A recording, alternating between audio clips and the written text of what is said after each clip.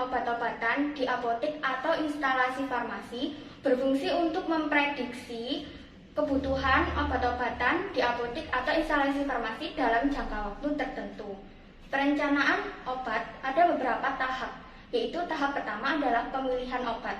Obat dipilih berdasarkan jenis dan mempertimbangkan pola penyakit, pola konsumsi, pola budaya, dan pola kemampuan masyarakat. Yang kedua adalah tahap perhitungan kebutuhan obat. Tahap ini menggunakan metode konsumsi. Metode konsumsi melalui analisis tren pemakaian obat dalam jangka waktu 3 tahun sebelumnya atau lebih dan menggunakan metode morbiditas. Metode ini yaitu memperhitungkan pemakaian kebutuhan obat berdasarkan pola penyakit. Yang ketiga adalah tahap proyeksi kebutuhan. Tahap ini yaitu memperhitungkan data pemakaian obat dan jumlah sisa stok dalam periode yang masih berjalan.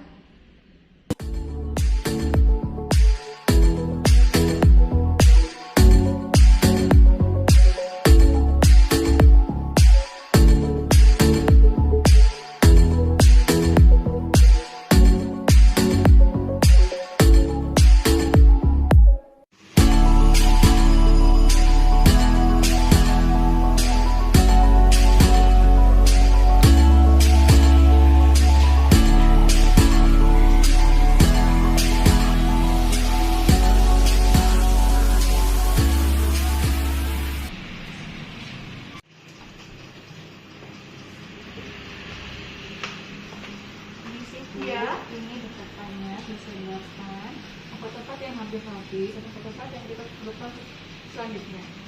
Oh iya, cek dulu ya. Ya, saya cek sebentar ya. Baik.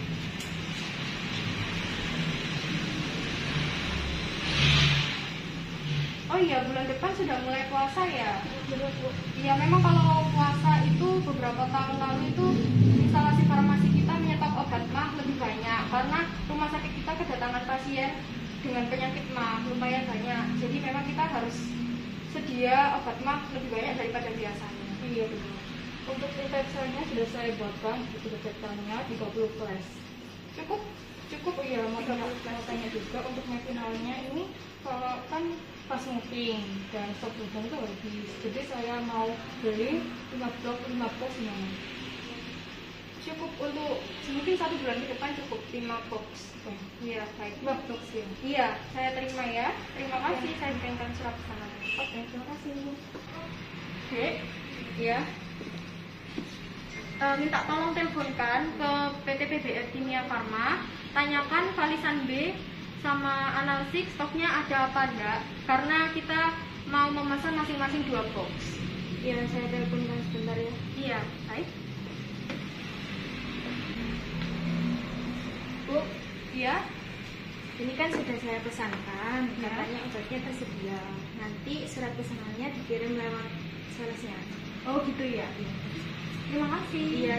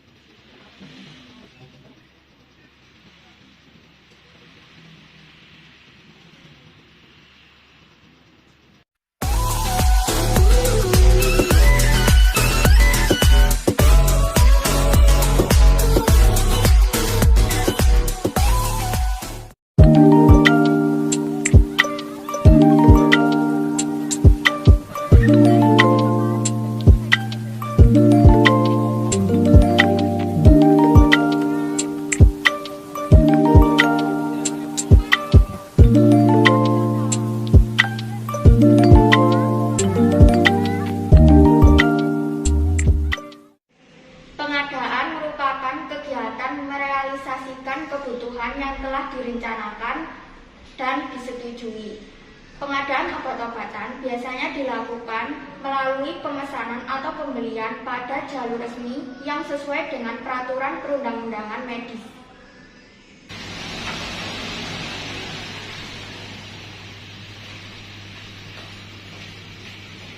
Mbak, dari PBS Sentral Mandiri Lestari mau ambil surat pesanan. Oh iya, ini surat pesanannya. Ini yang biasa, ini yang surat pesanan private exam. Oh iya, terima kasih ya Mbak ya. Ya. Mbak, saya dari PBS Sentral Mandiri Lestari mau ngirim barang-barang ini. Oh iya. Bentar saya cek dulu ya. Ya. Ya.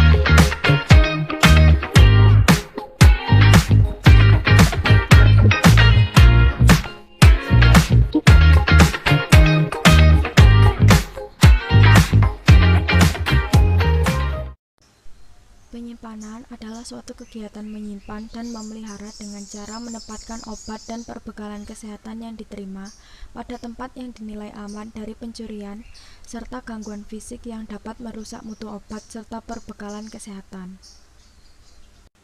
Obat dapat disimpan sesuai penggolongan obat yaitu LASA, High Alert, dan sediaan obat atau dengan sistem penataan yaitu FIFO dan FIFO.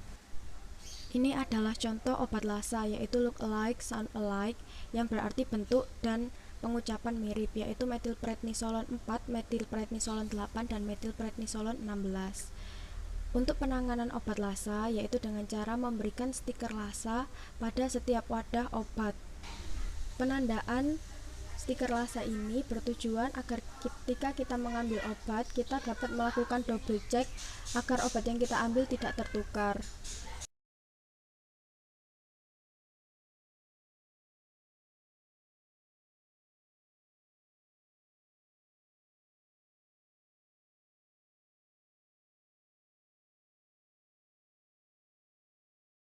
Untuk meminimalisir kesalahan, penempatan obat lasa dapat dipisah satu atau dua ruas obat lainnya atau dapat ditempatkan pada rak yang berbeda.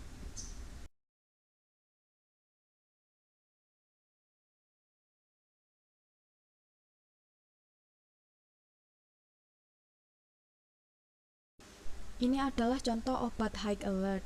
Obat high alert merupakan obat dengan kewaspadaan tingkat tinggi yang jika salah memberikannya dapat memberikan efek yang fatal pada pasien. Penandaan obat high alert dengan cara menempelkan stiker high alert pada wadah obat tersebut, kemudian menempelkan satu demi satu stiker high alert juga pada kemasan obatnya.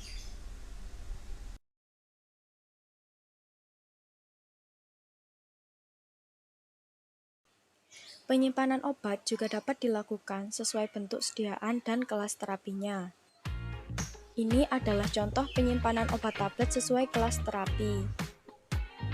Ini adalah contoh penyimpanan obat sirup sesuai kelas terapi dan kebutuhan anak. Ini adalah contoh penyimpanan tetes mata, salep kulit, vitamin, alat kesehatan, dan obat saluran nafas berbentuk sirup yang disimpan pada suhu ruang ya. Ini adalah contoh penyimpanan sediaan parenteral berupa infus. Dan ini adalah penyimpanan bahan medis habis pakai.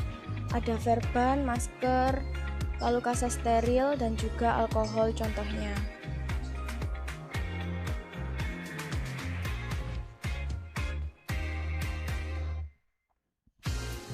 Kemudian ini ada penyimpanan high alert berupa insulin yang harus ditempatkan pada kulkas. Ini adalah rak yang digunakan untuk menyimpan injeksi high alert. Contohnya ada NGSO4 40%, D40%, KCl, dan injeksi lidokain.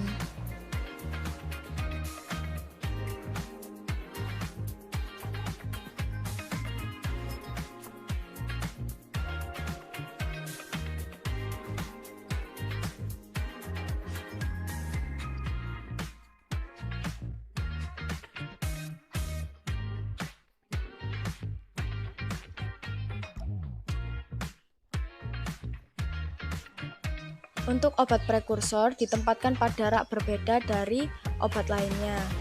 Ini adalah penyimpanan obat narkotika dan psikotropika yang disimpan pada lemari kayu dengan pintu rangkap 2 yang kuncinya dibawa oleh apoteker.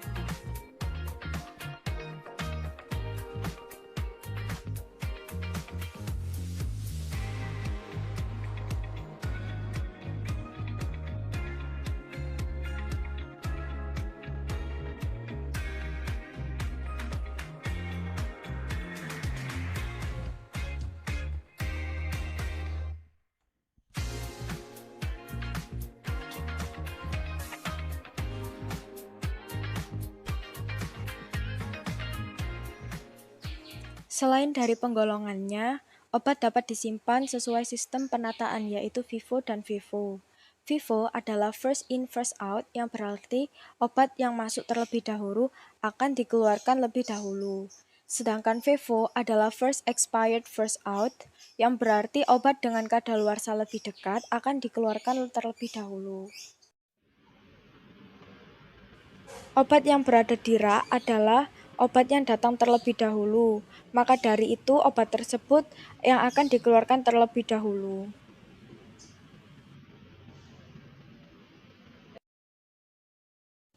Kemudian ada first expired first out, yaitu obat yang masa kadaluarsanya lebih dekat akan dikeluarkan terlebih dahulu. Jadi penempatannya yang expirednya lebih dekat ditempatkan pada bagian depan, sedangkan yang expirednya masih lama ditempatkan pada bagian belakang.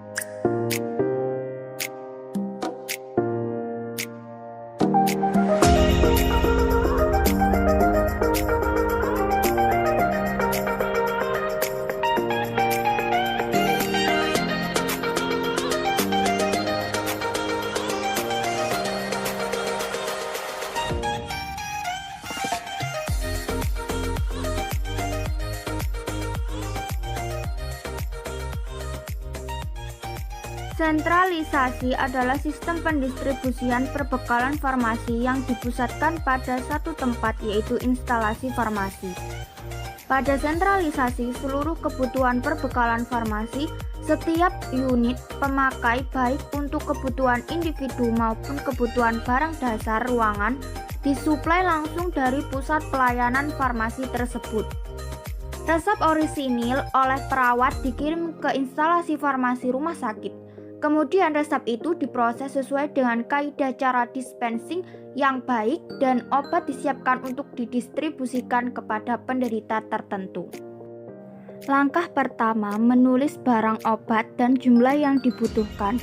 Instalasi farmasi pada buku formulir permintaan barang yang akan diajukan ke petugas gudang rumah sakit. Petugas yang mengajukan formulir permintaan barang obat ke gudang rumah sakit wajib mengisi kolom tanda tangan.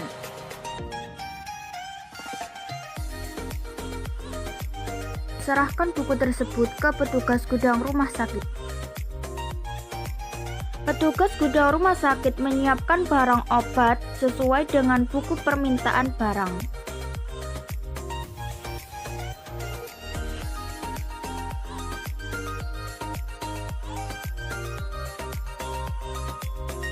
Petugas gudang rumah sakit mencatat pengeluaran obat dari gudang untuk instalasi farmasi pada kartu stok gudang.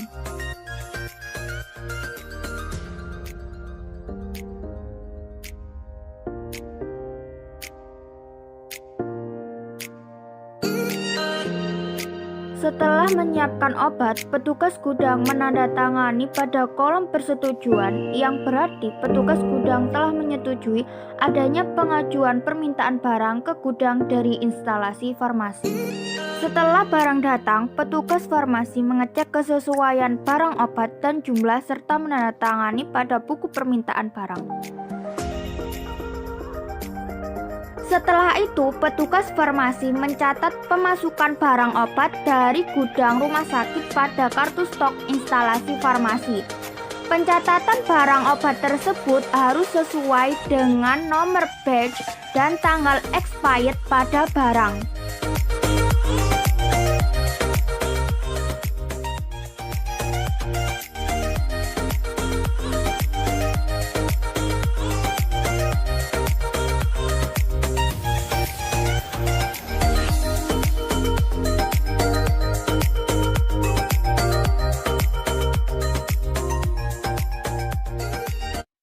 Berikut adalah contoh resep one daily dose dan individual prescription.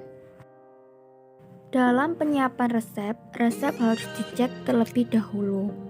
Setelah itu, penempelan nomor resep. Berikut adalah nomor resep rawat inap nomor 9. Setelah itu kita mengambil obat yang dibutuhkan. Contohnya Mevinal. Jangan lupa untuk menyetok setiap pengeluaran dan pemasukan obat.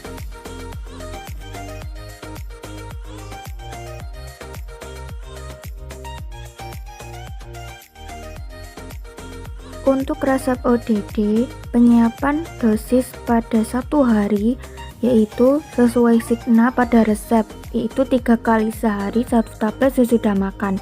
Jadi penyiapan untuk pagi 1 tablet, siang 1 tablet, malam 1 tablet diletakkan di masing-masing kemasan, yaitu plastik klip serta terdapat etiket.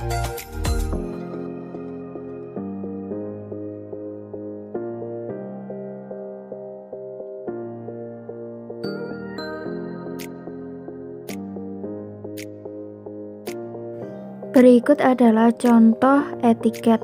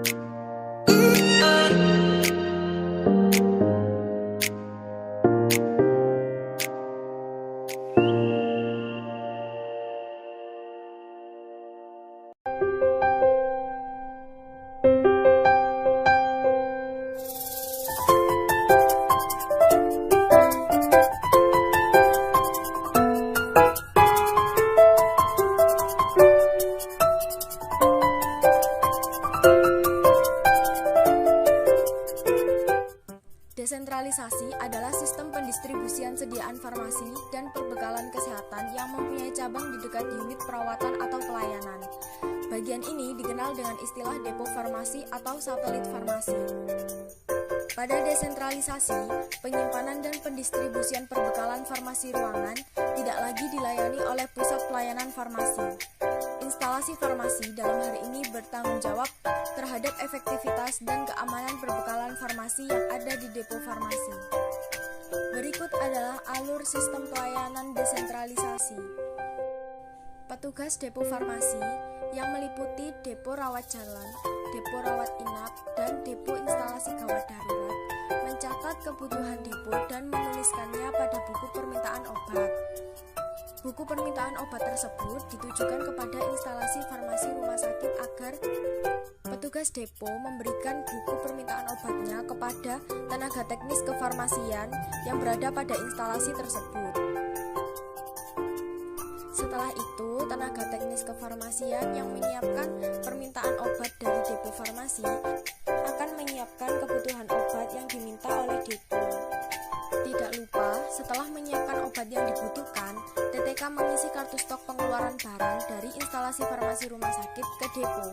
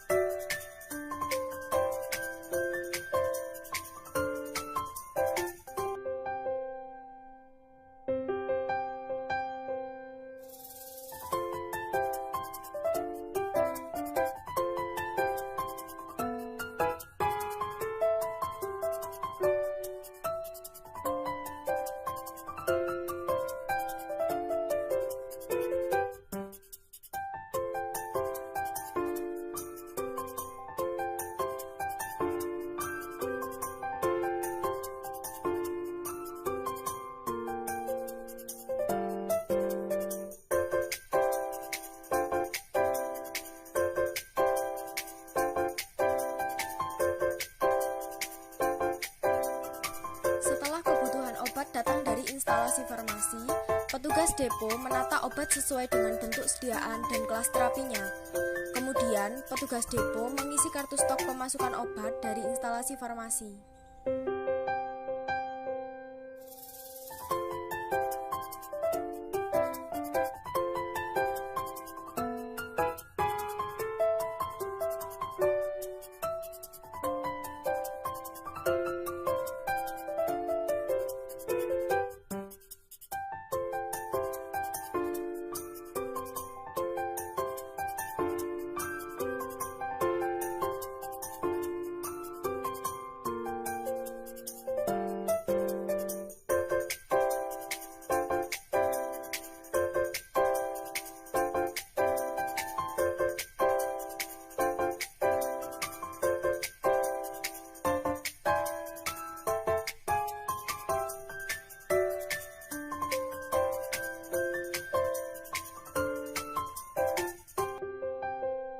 Ketika ada resep datang dari pasien, maka setiap depo menyiapkan obat-obat yang diperlukan.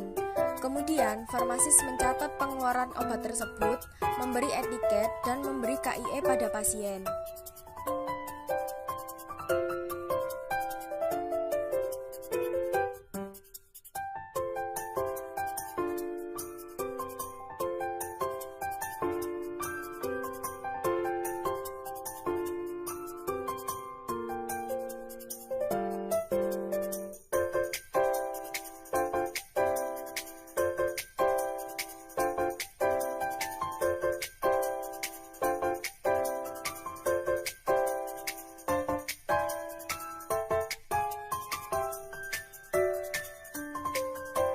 Berikut adalah contoh pelayanan pada depo rawat jalan.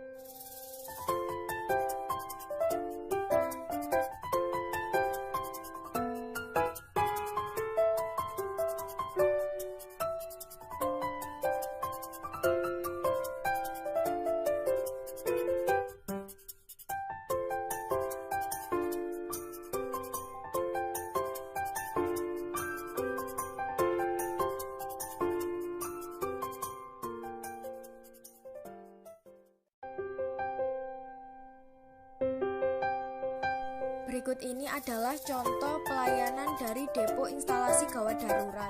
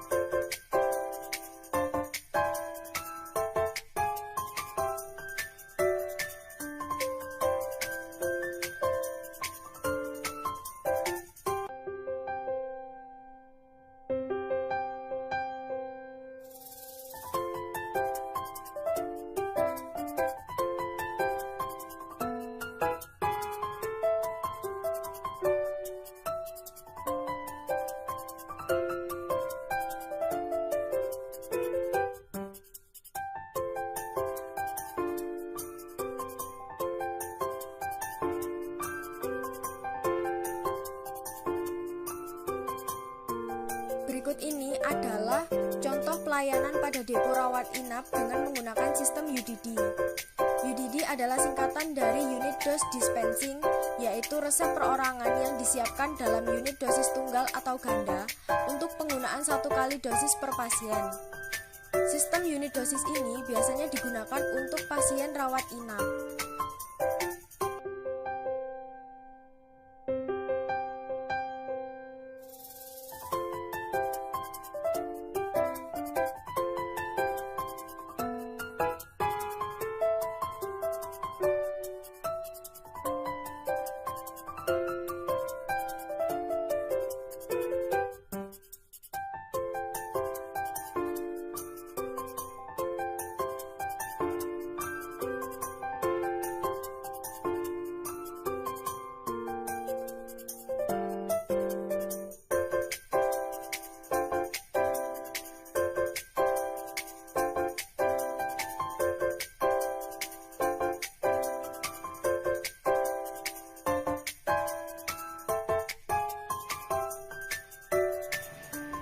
Berikut ini adalah contoh pelayanan pada depo rawat inap menggunakan sistem floor stock. Terus